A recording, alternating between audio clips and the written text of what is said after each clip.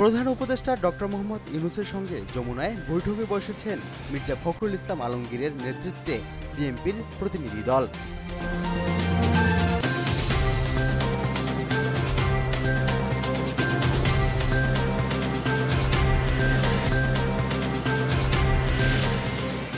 আন্দোলনরত শিক্ষকরা নব উদ্যমে শ্রেণীকক্ষে ফিরে ভবিষ্যৎ প্রজন্মকে গড়ে তুলতে অবদান রাখবেন বলে আশা প্রকাশ করেছেন প্রধান উপদেষ্টা অধ্যাপক ডক্টর মোহাম্মদ ইউনূস।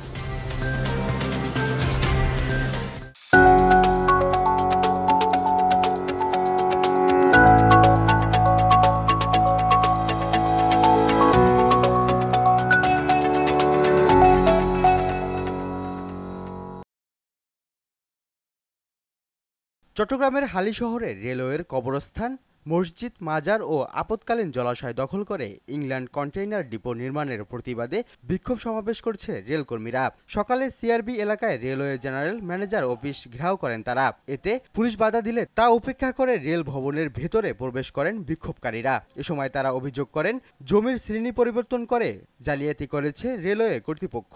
পরে রেলের মহাব্যবস্থাপক সুবক্ত গিনের সাথে বৈঠকের আশ্বাস পাওয়ায় আন্দোলন স্থগিত করেন শ্রমিকরা।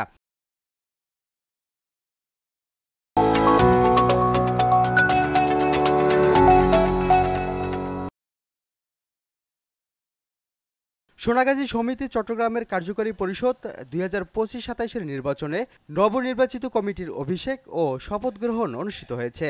বিকেলে নগরীর আগ্রাবাদের একটি রেস্টুরেন্টে শপথ গ্রহণ অনুষ্ঠিত হয়। এতে শপথ বাক্য পাঠ করেন নির্বাচনের প্রধান নির্বাচন কমিশনার প্রফেসর সিরাজউদ্দৌলা। নির্বাচন উপপরিষদের সদস্য খুরশিদ আলমের পরিচালনায় অনুষ্ঠানে প্রধান অতিথি হিসেবে উপস্থিত ছিলেন অবসরপ্রাপ্ত মেজর মোহাম্মদ সুলাইমান। শপথ অনুষ্ঠান শেষে দ্বিতীয় পর্বে কার্যকারী কমিটির প্রথম সভায় সভাপতিত্ব করেন নবনির্বাচিত কমিটির সহ-সভাপতি অ্যাডভোকেট বেলায়েত হোসেন।